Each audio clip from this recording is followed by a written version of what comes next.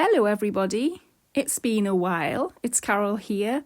I thought that I'd like to do a little video because I'm really getting into the idea of doing some miniature quilts. So this book, Little by Little by Mary Hickey, published in 1988. I'm not going to give myself the choice, this is going to be a random mystery pattern. And we have Coming and Going, page 20. So 6 blocks, 2 colours, and another colour or another type of fabric for the border. Very classic. Nice look.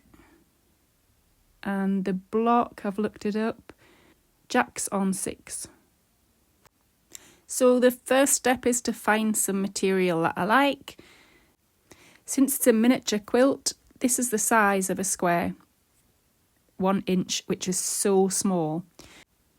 And since this model only calls for 2 different types of material, I was thinking of fussy cutting a different square to go in the middle of the block. But for 1 inch, I'm really struggling to find something to fussy cut. So I've got this shirt that was my daughter's when she was little, and I thought, oh, cassette tapes and roller boots. You can't get any more 1980s than that. But it's over 1 inch, so I'm struggling to find anything that would be appropriate for a miniature quilt. Nice teapots and things, too big. I've got some cats on telephones, too big. Pineapples, cats, too big. So I've decided on this heart material. I've found an old skirt, that was my daughter's, and this is what I really love about patchwork, is that you can use things that have got sentimental value. So this is a skirt that's too small for my daughter now, but it was my mum that bought it, my beautiful mother who passed away last year. So I'm really pleased to be using a bit of this skirt material. Having said that, I am going around any stains and holes because it has been well worn. But I'm cutting up on the bias because this gives you more accuracy, apparently, for small quilts. So I'm cutting along the bias and making bias triangles. So miniature quilts in general have a seam allowance of 1/8 of an inch. That is absolutely tiny. So after I'd done this, I read in another book that you can use just 1/4 of an inch seam allowance and then cut it down to 1/8 of an inch. I might try that the next time for another mini quilt. So I pressed the seams open, which is something that you don't generally do in patchwork, but apparently you do for mini quilts. And then I've got my piece of cardboard that's an inch square, and I'm going to trace this all by hand, and then when I cut it out, I'm going to really try and cut it to the outside of the pen mark because this is so tiny. So there we go, a tiny little half square triangle. And then look at my little block. It's so cute. And I think I might fussy cut the middle and use this red hearts on a white background. Ah. So all of a sudden, I feel like I've got massive big sausage fingers trying to sew these tiny pieces. So I've sewn the strips together of 3 squares, and then I'm going to sew all these 3 squares together, nesting them together as you would like a normal piece of patchwork. I've found that it's really essential to use this little bit of material at the start of sewing pieces together because, I guess you should do this anyway, and maybe it's good to invest in really fine pins to get a bit more accuracy.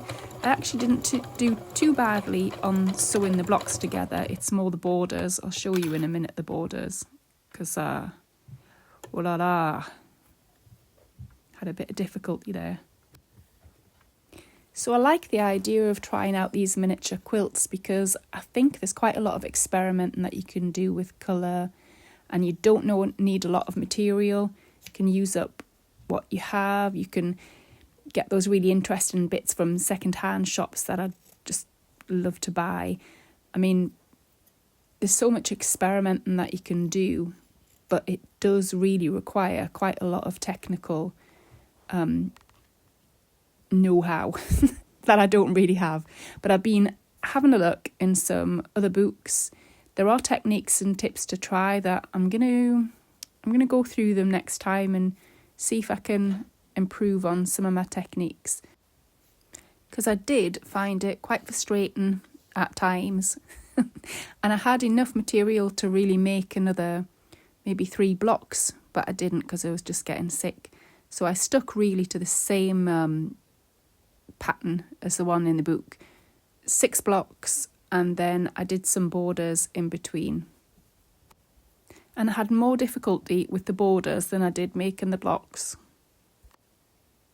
So these are my cute little 6 blocks, and then I'm going to sew a 1-inch strip to the bottom of each one.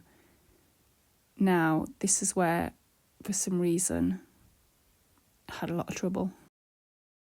Here we are with it sewn together, and unfortunately this bit down the middle, I haven't squared anything up properly. It looks a bit shabby, doesn't it? But you know what? For a first attempt at a mini quilt, and I feel like the effect is there.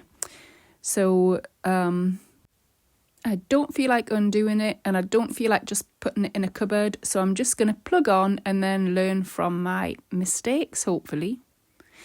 I've put this one border around the outside of the white background red hearts, and I'm looking for a second border. Now I've got grey in the background, and I'm a bit worried about this really stark white of the polka dot, black polka dot. So that was one possibility, and then the other possibility, that came from the second-hand shop, and this piece as well came from the second-hand shop. I don't know if it was curtains or whether it was just a piece that hadn't really been sewn, but I bought this piece because of the striped like panels or whatever you might call them. I thought that might come in handy for doing borders. So I'm going to go for that. I'm going to cut it out, sew it on, let's see.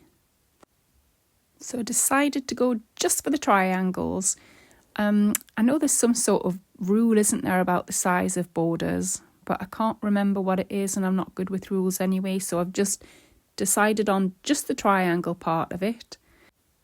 It looks more or less in proportion to me. And the last thing is the quilting. So quilt top down, and the quilt back and facing, and the batting on the other side of the back of the quilt. I'm going to sew all the way around and leave this opening, and I've slipped on my walking foot. Because I've got it, it's probably not essential on this, just the outsides of this quilt, but it prevents all the layers of material and the batting from sliding around, because you have the teeth underneath that are going to grip the bottom part of the quilt, and the walking foot has grips on the top, so you're pushing it all through together, so it just makes it's just nicer. Okay, it's been sewn all around. I have trimmed everything quite close. I have cut the corners as close as I can, and I'm going to turn everything back around the right way. I'm going to press it out, and I'm going to do a bit of hand quilting. because I find that really nice and relaxing. And then we're going to have a look. Drum roll, please, ladies and gentlemen. You've got to have a few fairy lights these days, haven't you? I've got a bit carried away with the quilting. It's just so nice to do. I do like it, and I think that actually when it's quilted, you don't see all the little mistakes as much. So there's a tip for you, go berserk with the quilting.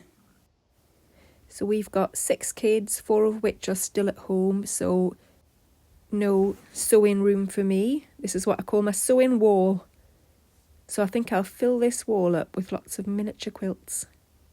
Finished, it is 11.5 by 8.5 inches. I think my mum would have liked it anyway. Happy quilting.